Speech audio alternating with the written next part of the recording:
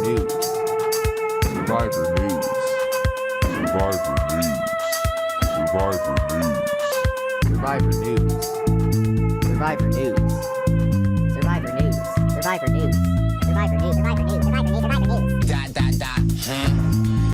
Okay, guys, we are back with a bonus coverage of the Survivor News.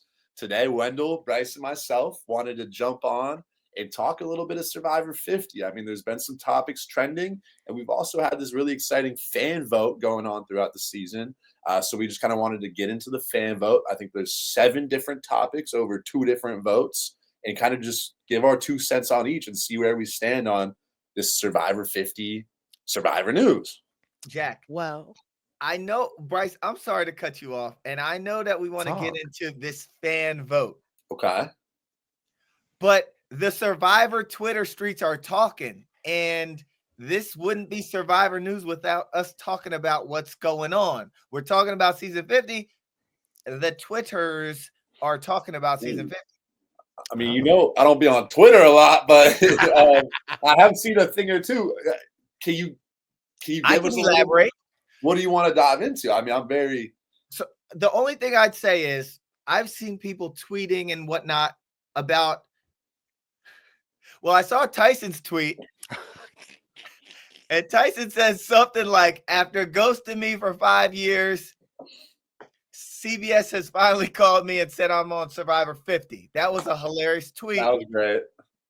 And then I've seen some other tweets or posts essentially saying that people have been cut. Right. And from off the top of my mind, I'll throw some names and then we could discuss. I mean, I remember I saw Jesse, Carolyn, Rome, Raymond Bledsoe, formerly known as Spencer, chimed in. There was some more, right? did I see a tweet from Carla? I think There saw was a something tweet from like Carla. Basically, I guess you're right. The gist of it was a lot of players, and it seemed kind of like all around the same day about a week and a half ago, where they all found out they had been cut from season 50. And then I've been seeing some rumored cast, but I don't know exactly what is true or what isn't true. I did hear a rumor that there was only 3 new era players that were going to be on 50, which I have to say really surprised me. It seems like they went a little bit more old school. Yeah. Yeah. What do you think about this? First of all the people that we named would be awesome to see on 50 or some kind of returnee season. I'll go in a little hot. No, absolutely. What I was saying was when we went to that Survivor 48 premiere and Jeff Probst was there, and I felt like Jeff was talking about how they cast the best people and that he doesn't like it when shows steal their other people, i.e. the traitors, but he is getting more open to it. I, at that moment, was jumping for joy because I felt like he was directly talking about a Carolyn. And when you think of Survivor 50, and obviously I would imagine that it is old versus new school, that like Carolyn is a player that is amazing and dynamic and is a trailblazer. And I would have thought like, oh, he's saying Carolyn's going to be on there. And then to see Carolyn tweet to her story like, hey, my dates for the summer are open. Anybody looking for me, I'm around. That was like really disheartening. Also, for me, Jesse Lopez, like I'm like, wait, what's going on? To me, he's a first balloter. It's like his game. This man is a player. You know, like this man is brilliant. He's got a story. Yeah, he's one of those. Yeah, he's one of those that I wouldn't want to be on an island with, you know, but I'd love to watch every season. So to see them all kind of tweeting, Rome, great character, amazing character. Love him or hate him. And again, I say that to say Rome is polarizing. People either love him or hate him. And in my opinion, that is what I want to see on TV, right? Like, I think sometimes people get confused, like, oh, you want to love everybody. No, also, what they say, any press is good press. Like, if you have a knee-jerk reaction to somebody, whether it's good or bad, that means they've invoked some emotion from you. And Rome was great. You know, Timu or not, Rome was great. But So yeah, there's a few layers of like discussion here. The first one, I guess, also would just be like there's I a got a lot of layer. well, one layer is like I got a there's- layer. Yeah, because Bryce, we didn't see your tweet. oh so you know like not everybody that That is a tweeted layer. needed. I didn't need everyone that tweeted about it to be on Survivor 50. And there's Oh, a lot no, of people. Jack. Well, like so they reached out to a bunch of people, and I'm not gonna name names, but they reached out to a bunch of people. That's not even shade. There's so many people that probably got cut and didn't feel the need to tweet about it, which I will say, like that's kind of the name of the game. I get people feeling upset, but it's kind of what you sign up for. And I haven't been on Survivor, but that's happened with other shows. I cast reality TV. You sign up to know, but what I will say is obviously there's a lot of great. Basically, I mean, there's a great pool of returnees for a returning season like Survivor 50. You could go all the way back to season 1 and have great people. So look, not everyone can be on. The thing that really I spent an evening just kind of fuming about was as a Survivor fan is You spent the evening. I spent a night. I remember the night of this. I was sitting in bed and I was looking at my guy Jesse's story, and Jesse's my boy, and I was just like, man, I really feel for Jesse because you think New Era Survivor, it is Jesse Lopez is on that New Era Mount Rushmore for me, and so is a Carolyn, and so you think about those two. It's and you hear that there's this rumor that. And we don't know for sure if it's true or not, but only 3 New Era people are going to be on Survivor 50. And they spent so much time sort of creating this new era, trying to allegedly build up these big new characters. And they didn't have a returning season for 10 seasons. You would have to imagine, okay, this new era is going to come to a head and really like give us a new era sort of all-stars or a new era versus old era or whatever it may be. So now it's like, why did we have 9 seasons with a lot of great characters, or we're going to have 9, obviously 49, with a lot of great characters, but then we're only going to use 3 of them and not use the likes of a Jesse or a Carolyn so that we could see XYZ play for the 7th time. And I feel like I heard that this was maybe a CBS decision ultimately, so I don't even want to put shade on Survivor production, but it's like if it just doesn't really make sense to me. Like why it doesnn't make any sense to me. And that's what I'm really frustrated about. I mean, this also is from the same place that gave us the Hourglass. And I think that was more a production decision than a CBS decision. So what I'm saying is I've said this before on the podcast that I think sometimes they feel like they know what the fans want, and Jeff is one to say that they get it wrong. But I've said this before. I definitely feel like we are getting ready to enter in the era of the 20s of Survivor, when it was every other season was a returnee season. And so I feel like although there may be a lot of people that are upset, I do feel like in this next 50 era, the age of Wendeezy, we will get, I believe, more than 2 or 3 returnee seasons. So I think sometimes that is very valid. That's all.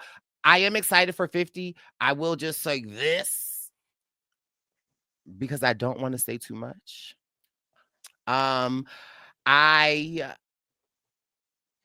really do hope that it is not the usual suspects. And I feel like I saw some of the weak cast, and I didn't mind a lot of the picks, so I will say that. But we don't know what's true and what's not. And Brice, you make a great point, because CBS, especially Survivor production themselves, I'm sure, I would assume that they want to do more with a lot of these new era characters, of which there are many great ones. I would hope that maybe 51 or a 53 is like a new era second chances, period. That way we could get some new era favorites. We could get a Brice Izyah out there. You might not have to wait that long. Well, Okay. And to that point, I would say, not that I'm the one who's be giving anyone advice. I do hope some of my favorites that are tweeting out. I feel like but Jesse Lopez is going to have his time to shine. Oh, he absolutely will. And But not that Jesse needs my advice, but I don't want him to burn his bridge because I know if his ass does his thing, he's going to be back out there sooner than later. So that's also why I'm hoping. So Jack, also, yeah, while you were laying in your bed having a conniption about all of these people, so was Wendeezy, right? And okay, because Wendeezy's a Survivor nerd, and of course he had to call me, and of course I had to speak to him for 45 minutes, and we're talking. And you know me, I love a good conspiracy theory. I do believe aliens exist, and I do believe that we've been looking up in the sky when we really should have been looking down in the ocean because the aliens are here. Hey. Let me throw out another conspiracy theory. Ooh. I thought I've been around for a while. This isn't my first go round of returnee seasons, and never before in this go round of returnee seasons on the same exact day within hours have we seen so many people speaking out, obviously with technology and different things. And I said to Wendeezy on the phone, I wouldn't be surprised if this was a tactic. Like a CBS rollout? Like a CBS kind of sort of rollout, because, we do know they don't like pre-gaming and all that stuff, and they try to do different things to throw people off of the scent. And for me, the fact that it was the same day within hours, and maybe I'm just holding out hope because, like you said, a lot of the people that were tweeting out and adding to their stories crushed me as well. They're personal friends of mine, and as a Survivor lover, I love them. And I'm going to go down this rabbit hole that I want to say, maybe somebody said, do this, because now what does it do? It had the Survivor fandom, Wendell and Jack, sitting in their bed going crazy, and it worked. It drummed up more buzz for season 50. It made Brice come up with a conspiracy theory. I think it's unlikely, but I like that you're thinking that way, and I think it's possible. I think it's more likely someone was mad enough they decided to speak out, and some other survivors saw it and were pissed too, and they're like, "Let me just add on to this." I think that's what it was.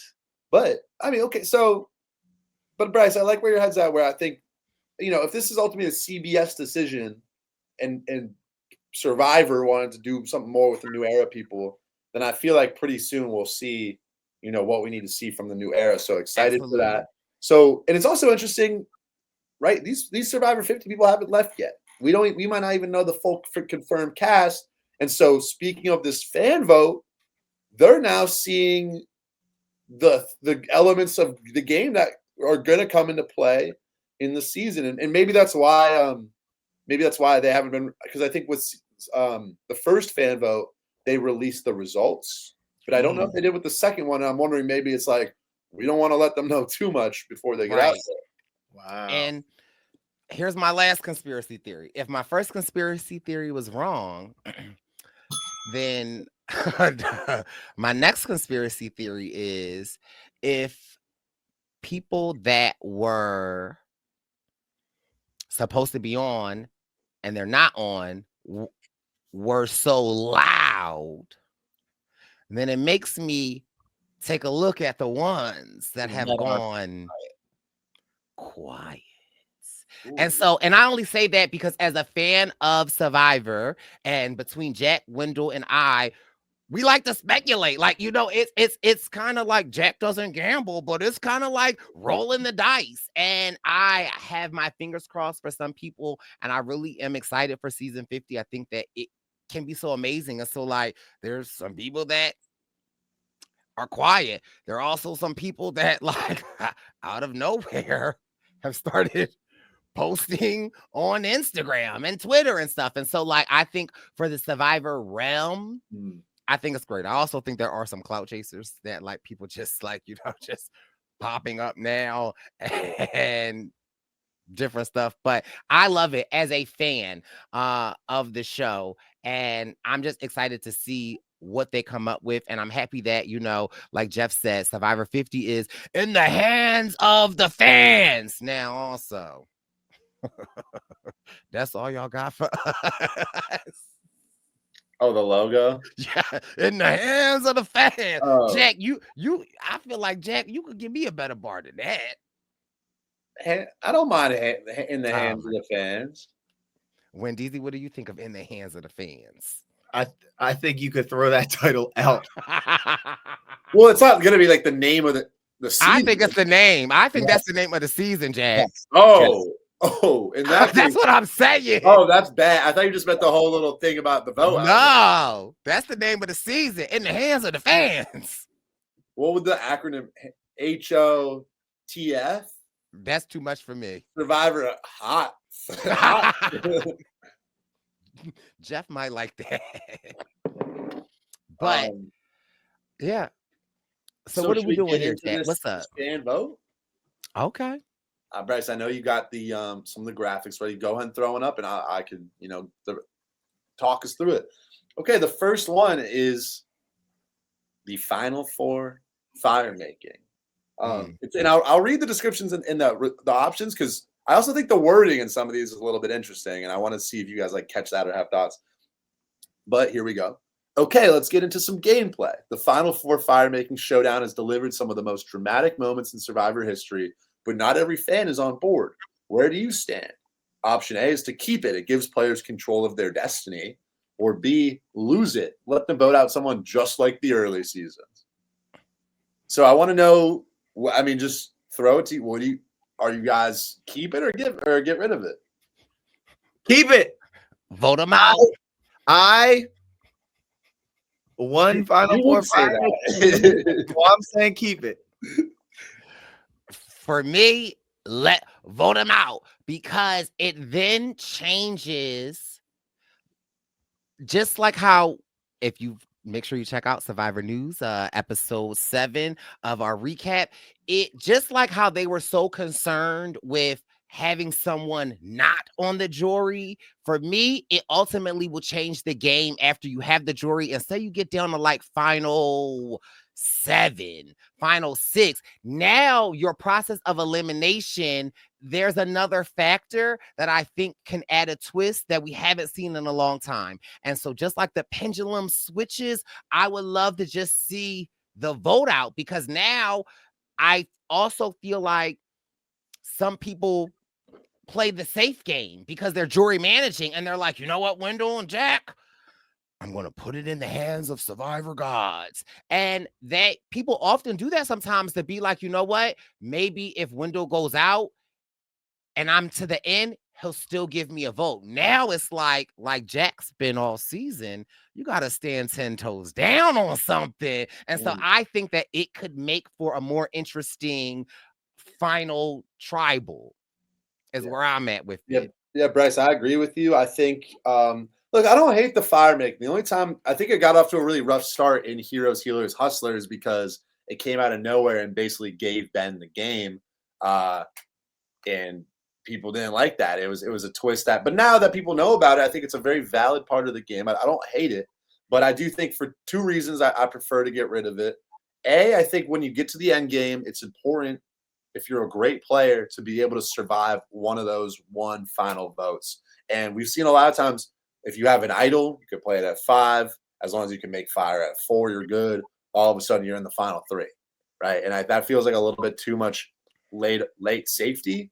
I'd like there to be an opportunity where there's no idol, there's no fire. It's just like you pleading your life with one person or 2 people, and the best players are going to emerge from that victorious.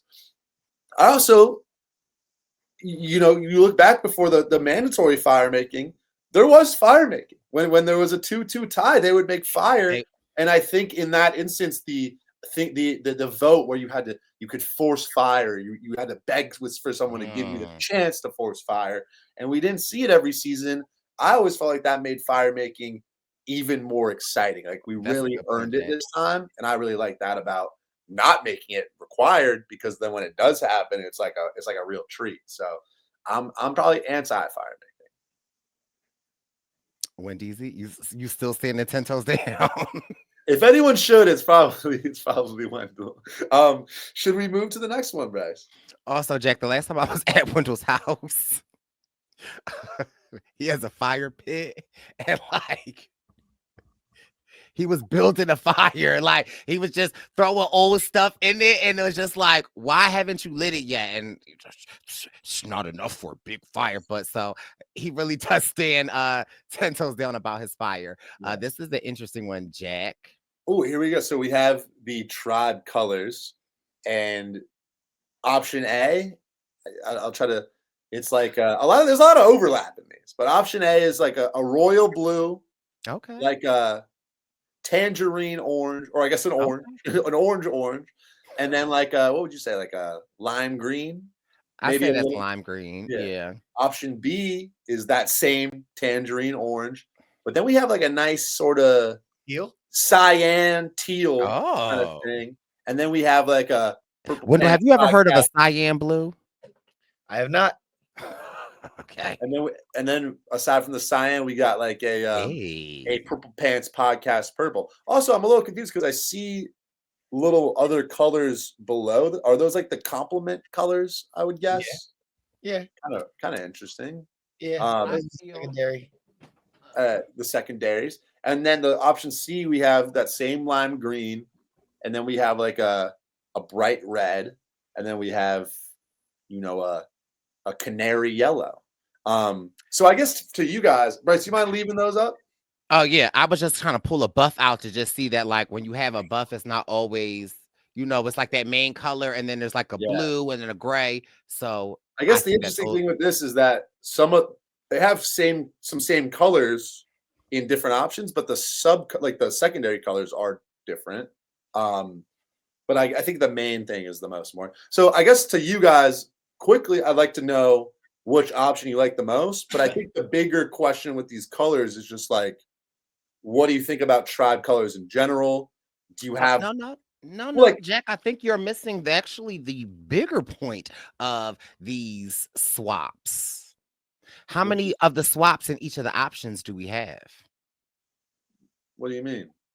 Oh, 3. 3. And so That's that a good- has I never really been- thought about that. Yeah, that's a so good that's the discourse that I have and a lot of the fans have, is that like, so is Survivor saying that this is going to be a 3-season tribe? And when I initially saw this, I was not happy, Jack, because if we're doing 50, I don't want 3. I want 2 tribes. And shout out to the people on Twitter, because people have been saying that, like, oh, it's going to be 3. Then someone also said, well, it actually could be 2 tribes and a merge. It could be. I didn't really think about that, but that's a great point. But what I do want to know, that's a great call. From these options, but then also just thoughts on tribe colors in general. Do we like what they've been doing? Do we have a favorite, season of the color palette? Like, what if right? We have 3 options here that are pretty specific. I want to hear of the 3, but just in an ideal world, what would it be like for you guys? I mean, out of these 3, if you're asking me, I'm going with the middle. Anything with, well, actually, you know what? I'm not going with the middle. Purple hasn't been that great for me on the island. And so I actually like a little green, that red, and that mustard color. I think C. option C. I think option C looks really well. I also just love for them to play a little more with the color palettes. Can we get some neons? Can we get some earth tones? Can we get some, spice it up, is my opinion. I like option B, Bryce. I agree with you in that they should spice it up. So that's why this unique teal, we haven't really seen much of that. So like, hey, let's start with that, and then maybe for 51 we get even bolder with our color decisions. Yeah, I would say I guess I go option B for the same reasons. Like, I love that teal, and I obviously love purple. But again, all 3 of these are like one color off of the average New Era season, right? Like, it's like blue. In option A, it's blue instead of purple, and you got purple, orange, green. Same with option B, and then option C is like, oh, instead of blue, red, and yellow, you get green, red, and yellow. I would love. they don't play with the colors enough. And maybe that's because they paint a lot of the challenges and reuse them. But like I remember second chances, that teal and that like magenta, that was awesome. I loved in token change how it was like black and red.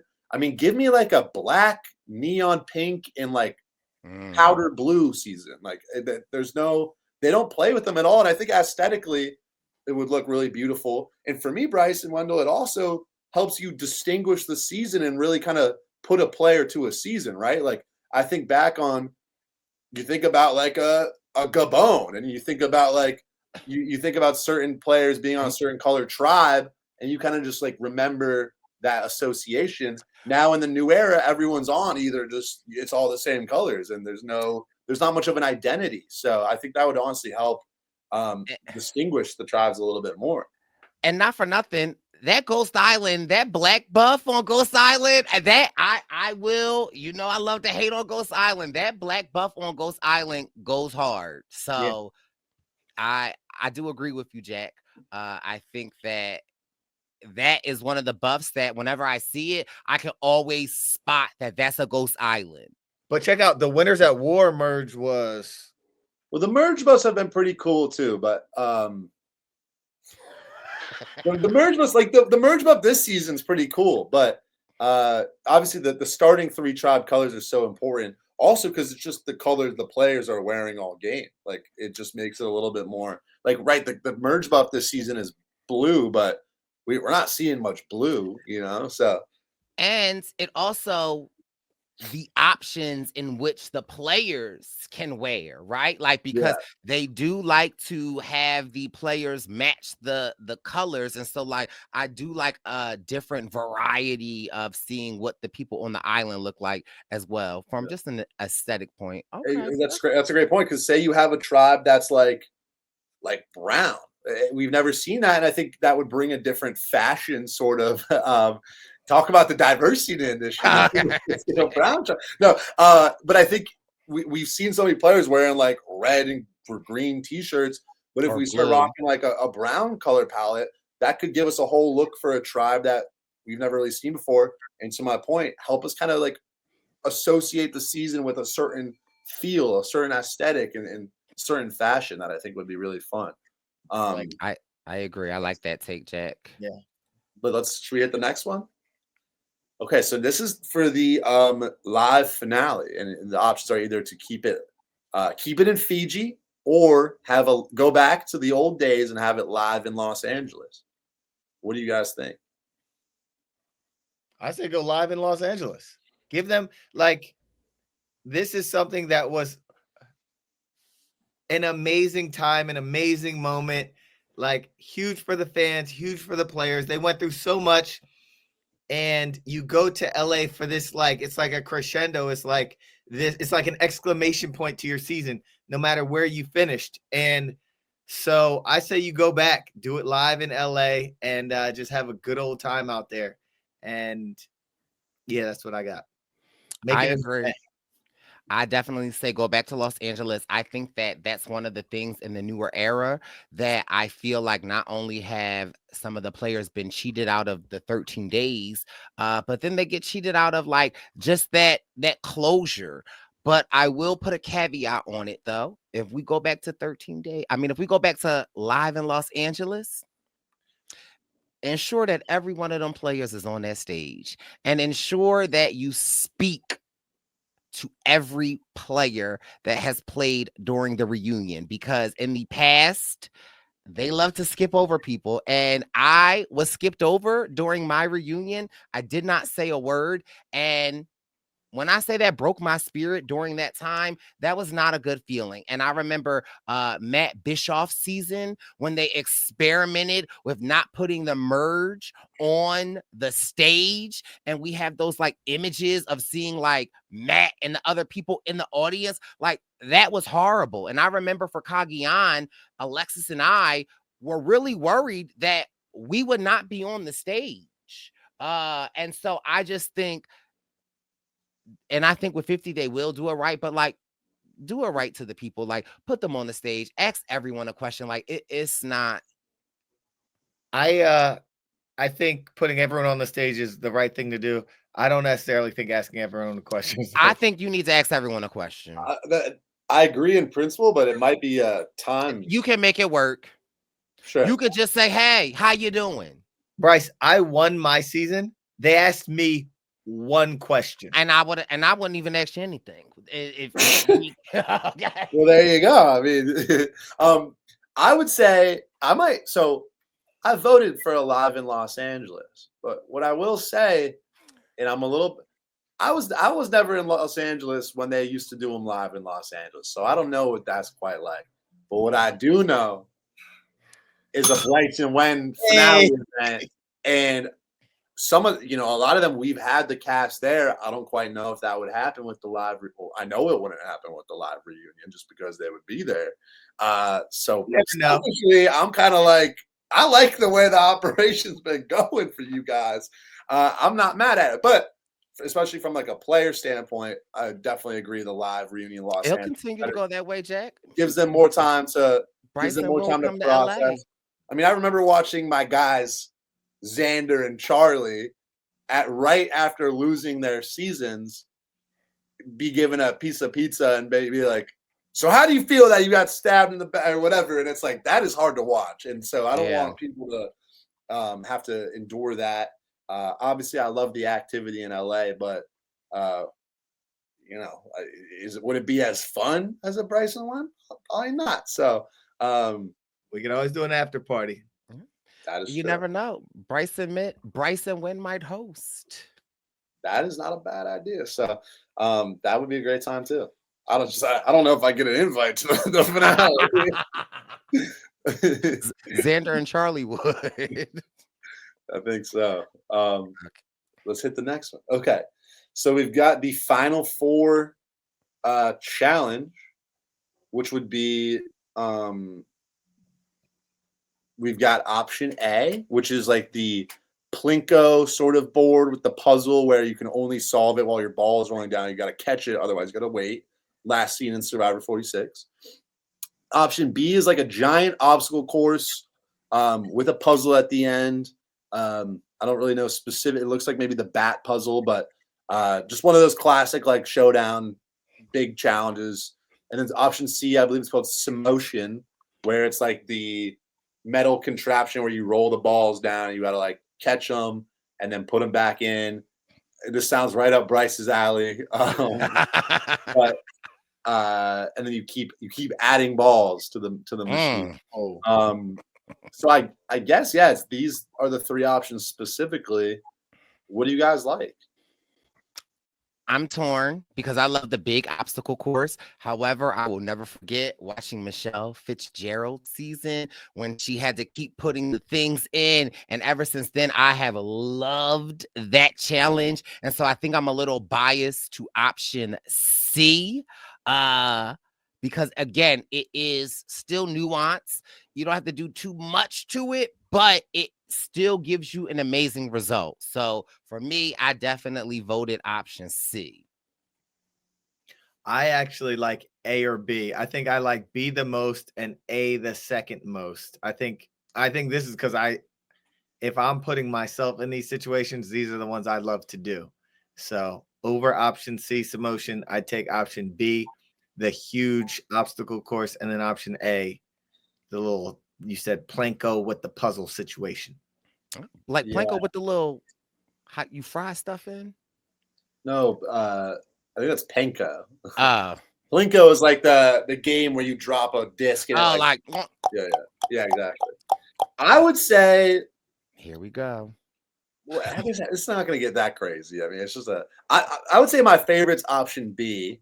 But to be fair, I think that this is the sort of challenge where someone can fall the most sort of obviously behind, and that can sort of ruin the suspense of a Final Four challenge where, it's this massive obstacle course with a puzzle at the end. Like, you kind of go into the challenge, you have an idea like the one or two people that's going to win it.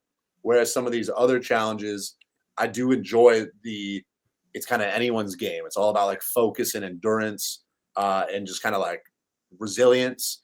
So option B, I maybe prefer option B as like a Final Five challenge. Option A, I just don't love it. It's a great challenge, but I don't know if I love it as like a Final Four. So I guess I feel like the Final Four really should just be like a showdown, a battle of will. So I guess option C gives that the most. But at the same time, we have seen option C a lot, and it's not like that epic to me. I kind of wish there was an option B. But what I will say about option C is how many times that we have seen option C and the person that has won surprised the hell out of you. Well, true.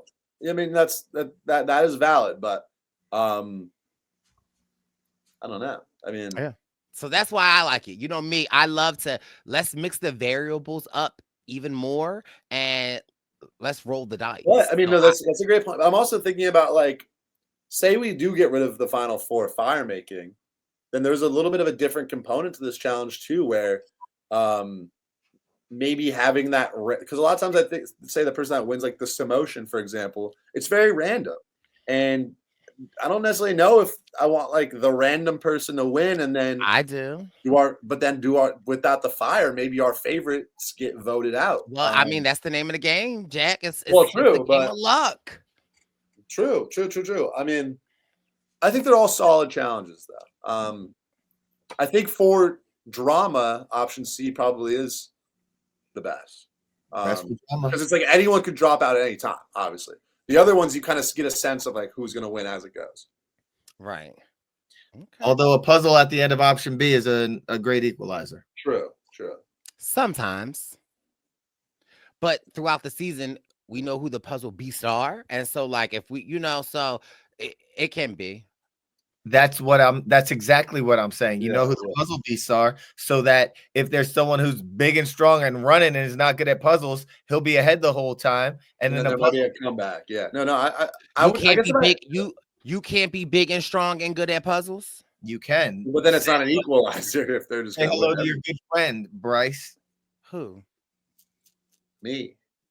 Jack. Jack is good at puzzles and big and strong. He's big. Whoa, pause. Okay, the next one, and I'll give the exact wording for these two because it might be, okay. More gameplay. Advantages are an exciting way to give players the power to influence the game. How much power do you want advantages to have in Survivor 50? This one is minimal power. I want advantages to be rare and limited in power, forcing the players to rely primarily on their strategic, social, and physical abilities. Then there's strategic power. I want advantages that are just powerful enough to create some uncertainty and risk, adding a layer of complexity for the players to deal with. And then there's dynamic power. I want to amplify the impact and fun of advantages so they offer enough power to shake up the game so that even players on the bottom have a fighting chance. It's because I always toyed with the idea of a season with nothing, right? Like just take it back to the beginning. But I also feel like because of the evolution of the game, you can't have that. And so I think for me, my vote was for the strategic power. I think that if you are coming back for season 50 and you haven't been watching and you don't know, then you're putting yourself at a disadvantage. But I also don't love how in some of the new era, or even in like my season, the Tyler Perry idol, it gave extremely too much power. And it kind of shifted things a little bit. So I think for me, for season 50, I was like right aligned with like the strategic power for me, is what I wanted to see. Okay. I say minimal power because we're putting returning players out there. These are players that know the game, they played the game, and some of them most likely have played the game a few times. Okay. So we're putting the right people out there. Let's see how these people manipulate the game as opposed to. Can I back it up on you? I mean, can I push back a little bit? Brice Izyah. That's funny. Can I push back a little bit? Yes. My thought, and Jack, I hope to think that you be on my side with this, right? 50 seasons. We've seen the new era, right? Like, and that's how originally I was thinking about the minimal power window. Like, yeah, there's returning players, but I also think that there will be a divide in we potentially could have someone from season 1. We could potentially have someone from season 13. And that was a different world. And I think that from season 13 to season 43, that's crazy. And I think that, yeah, I don't know. I think just my opinion is that like an equalizer would be the strategic one because it makes people think differently because of the potential option that is out there. It's like the shot in the dark is like what I would look at as a strategic. Brice, okay, I hear you. Shot in the dark, cool. Yes, I agree. But what would scare me then is I think that the people that played more recent, these 3 new era people that they would put in the game would have such an advantage now. Like they're only used to this fast-paced, crazy game. And if you put a player from however long ago with a shorter game and all these advantages, I question how they would do. So I'd say put advantages in to a minimal extent. Okay. I mean, I think if you talk about an equalizer, I think that the minimal power is the equalizer because it does say like the players have to rely only on their strategic, social, and that's survival and physical, but strategic, social, and physical. So that's for me. That's not an survivor. Equalizer. That to me. That's what Survivor's about. It's not. I mean, it is physical, but like if okay. But at the same, I think I voted for the strategic power. Now I see the benefit of both, right? To me, but the thing is, my part of my fear is Survivor always gets a little carried away with how much they put in there. So if you say minimal power, to me, it's probably still going to be idols and maybe nothing more. But I think that's fine. Strategic power, it's like, okay, maybe there's a steal a vote, maybe there's the shot in the dark, and I'm not mad at that either. But I'm a little bit worried that you say strategic power and they're like, well, now we can. And that's what I'm scared about with the dynamic power is like the way that they're describing it is like they said, so even the players at the bottom have a chance. Like, what would we be given? Yeah. So just as long as it's not the dynamic power, I don't really mind. Okay. I'm with that. I just went more with the strategic because, and again, like you said, I think the wording in these are very like important. And I think the one thing in the minimum that said that they have to rely on their physical abilities. And I feel like if I'm more inherently coordinated than Wendell, and so if I'm able to do things better, it's not really an equalizer, but I understand. And so like for me, strategy and the doubt and uncertainty, that's kind of like mind games and how you navigate that. And I think it's more. Well, then it is a difference of like Wendell said, someone who played 2 seasons ago might be more advantaged with those than someone who never has really familiarized himself. I mean, either way, I will say if you're on season 50 and you haven't familiarized yourself with the new era, then shame on you. That's true. Yeah, I just also, like you said, with the writing of it, right? Like strategic power, isn't that any type of advantage would give you? What I think they mean is like, and this is what I do like about the advantage, some of the advantages lately is like a great player will do a great job with the advantage, but for a bad player, it could be a disadvantage. And that's sort of, I like when the advantage allows good players to thrive and bad players to showcase that they're not as strong. So that's why I'm just worried about like the dynamic power. Is it like it just feels like you're giving maybe someone like a superpower where they don't have to be good at the game. They just got a super idol and now you can't vote them out. So that's just what I want to avoid. Okay, cool. Now we've got this one, just the tribe swap. Do we want a tribe swap or do we not want a tribe swap? I say yes. I want a tribe swap. I also say yes. We want a tribe swap, but the only way that I would say is that we don't want a tribe swap is if it's 2 tribes, right? And even still, if we had 2 tribes, I would want a tribe swap. So, I definitely want a tribe swap. Yeah, same here. I mean, I think especially on an all-star season, you want to see all of your favorite players be able to have the opportunity to interact, mix and mingle. So I think especially on an all-star season over a new player season, I would like to have a tribe swap, but just not too early, because I think, I mean, around Wendell's season, there was a period of time where they would do two tribals with your initial tribe, and then like 5 with your swap tribe. Give me like 4 or 5 tribals with the original, and then a swap, and do like 2 or 3. I think. Is a random question that just popped into my mind. I don't want to be like, so are we? What is an all-star season? Like any with all returning, I guess. I mean, Okay. now that's maybe word-wise they're a little bit different, but that's what I meant, is like Survivor 50 is going to be like an all-stars. Even like second chances, I'd call that an all-stars. Like it's maybe not as, but like, you know, it's all returning. I need to see the cast before I say all-star, but yeah, they might not be all stars, but but I mean this season is 1/18th all-star, because there's 1 star. I was going, yeah.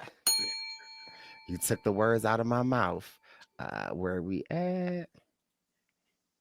Okay, then we have, do we give them, the contestants, rice, or make them earn the rice?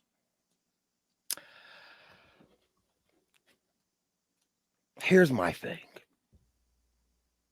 I don't think the rice plays a big enough role that they wanted to. So I say give them the bare minimum of the rice and still have the option to have rewards. But also, nobody asking me, but like, we don't need to see the sanctuary as much as we see the sanctuary. Ain't nobody ask you. I say give him rice. Rice created that Jatia moment.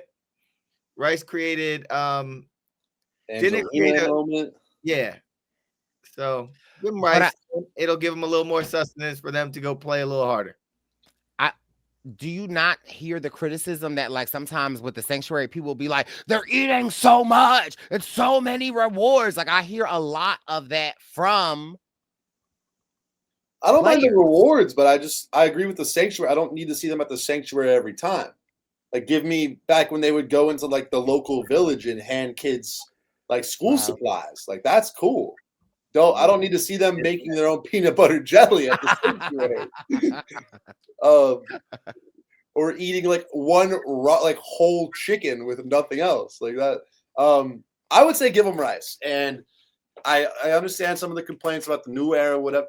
To me, they're already stuck on an island surviving. Like, them being starving on top of that does not really add that much for me. Like, let them have a baseline level of like sustenance so that they have energy to like play the game. And it also just has, like you said, has created a lot of interesting moments. Like, especially like you said, Brice, that they give them a pretty minimal amount of rice. Now we're seeing more old school Survivor where, someone's taking too much rice. Now there's drama around the rice. Jatia might come through and dump out a bag of the rice. Angelina might negotiate for more, or like in San Juan del Sur, the Blue Tribe ate too much rice. Then they had to give up a bunch of their camp stuff to get more because they ran out. I think those are all really interesting dynamics that can come out of the rice. Whereas now it's like, okay, at Final 8, we always get this negotiation, but other than that, it's just not really that interesting. So you might as well give him seeing Mitch just so hungry yesterday that he like couldn't think. Not that fun. So, and also with the potential older seasons versus the newer seasons, I think that in lies a new conflict that maybe the newer seasons haven't had to deal with, that the older seasons have had to deal with. And so, in my opinion, that'll be interesting to see the clashing of how to deal with the rice. Like, I think that, giving them rice will ultimately create more conflict or someone having to step up and be a leader. And if you stepping up and be a leader about the right, like, I just think that it offers more, like you said, they might have more advantages with, like they can handle the advantages. The new school knows how to do the advantages, but the old school might know how to divvy up the rice. So, and those are important. And we've seen in this last episode, like sometimes camp life is important, and how that happens. Oh, so it looks like Brice. We got the results on the fan vote for some of these categories. So that we went through all of them. So let's see, I guess, what the fans said. I think these are all from the batch 1. So Correct. So 62% voted to give the players rice. So hopefully, Survivor and CBS follow through. Well, I think they have to, right? Have to. Well, I'm wondering if they don't show the results for the second vote on, they could just be like, oh, all you guys said that we should do this or that. Like, so you just took my emails and now I'm going to get all this other stuff and you didn't even tell me. Okay, so 91% said live vote reveal in LA. So overwhelming majority. Wow. There. It's also, we didn't mention it, it's cool to see people, almost a year removed from the game. Yeah, what they look like in their nice clothes, what they see their loved ones. Like that's I have to say, Jack and Wendell, one of my favorite corny moments would be when Jeff would take the votes and be like, and walk down that path. And then I used to love that. And I will have to say, watching that in Cagayan, him walk down that path, it did give me like goosebumps. And so that was awesome. Yeah. And then how Jeff all looked with and the crowd is like, hey, like I did. And seeing people's outfits, yeah. Sorry. Also, question, what percent of the time because when they would read the votes live in LA, technically the players wouldn't know who the winner is. But I'm sure some seasons people would compare notes and you would kind of know like who voted for who. I think the majority everyone knew. Okay, I was gonna say, but I feel like there was a few seasons where maybe it wasn't fully. There were some surprises. Yeah. But didn't that happen your season, Brice?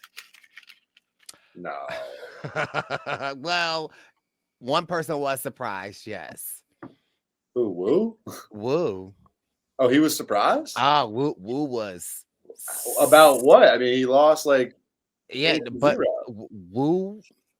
And I love Woo, but no, Woo, I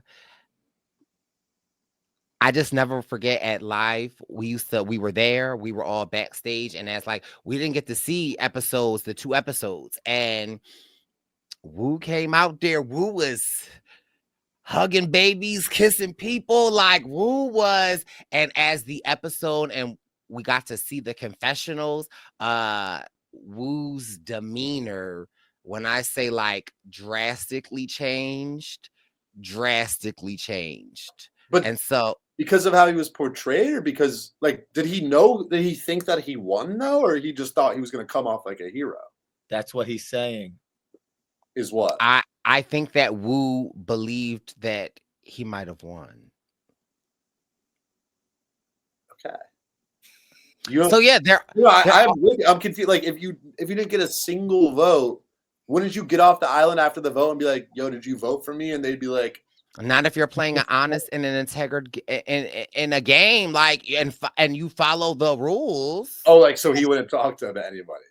What was it like in the jury in that Ponderosa situation? What were y'all doing? It got a little uncomfortable because we were all mingling, and again, like I'm saying, and why. I was in Phuket. Right. I was in Chiang Mai. I was in Phuket riding elephants. Okay. Anyway, Jack, let's go to the next result. Hold on. Tribe colors were. Hold on. I don't know why it's. Oh, sorry. Hold on. Wait, I'm going all over the place. Okay. Tribe colors were 61% option B, which is what Wendell and I said. 22% option A, and then 17% option C. Yeah, it seems like most people like the little cyan, which I think is a testament to let's just get some creative colors. I think it would be cool if maybe they gave 15 colors. You vote on your 3 favorite, and then whichever 3 overall get the most, that's just the colors. And maybe it's like red, orange, and yellow, but at least it's it's a little bit unique. I wouldn't want it to be red, orange, and yellow, but maybe it's like purple, pink, and gray. And it's just like, oh, those are the 3 top ones. Like that's what it is. You know what it's given to me though, Wendell, as somebody that has printed shirts before, and you know the different tiers of levels and how more expensive the fabric is, you get more options. But on the basic level, it's boop boop boop. We'll put this one extra option right here in the middle and see what they do.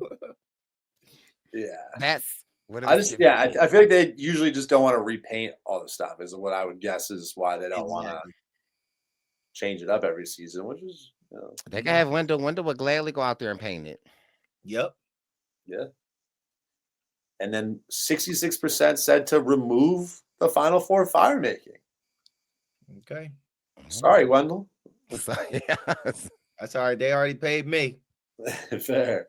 So I think those were the results from the first 4 in that first vote. And I feel like that was pretty in line with what we kind of collectively said. I think that's all the things that I voted for. So you're right, Jack. Oh, I didn't mean that as like toot. No, I didn't mean it like that. Yeah. Well, I mean, it's in line. That's the Jack Shack said. The people say they listen here because they in line with Jack. So Jack's in touch with the people. Well, when it comes to like color choice, there's not really like it's not a right or wrong. You just pick what you like, you know. What color is your eye? My eyes? Oh, this one. He got his light dim so you can't see what's going on with that eye. Yeah, they should go with the Jack colors. You go blue like my eyes, purple like my eye, and then you go red like my shirt. Red, blue, purple. Hey. Okay. All right. Well, listen, I am excited to see how this all shakes out. I don't know if they're going to deliver us the other options, but if they do, I definitely think we should hop back on the pod and talk about it and discuss any new theories. I would love to hear everyone's take in the comments about what you think about what should happen with 50. Also, let us know in the comments who you want to see on 50, because I also think, and this is my last thing of the last thing of the last thing, is that this is not my first cycle of a returnee season. And another conspiracy theory I have is that Survivor could have another pool of something and pull an audible at the last minute. So I'm just saying, like, when I see these people with these alleged casts, I'm like, it's not over until the snake head is. Good pod, guys.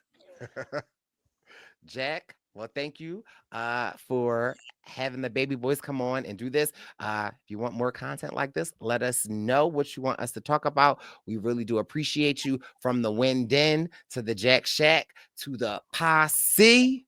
We will see you very soon. Make sure you check out our latest episode of Survivor News, covering episode season 48, episode 7, featuring Sarah Wilson.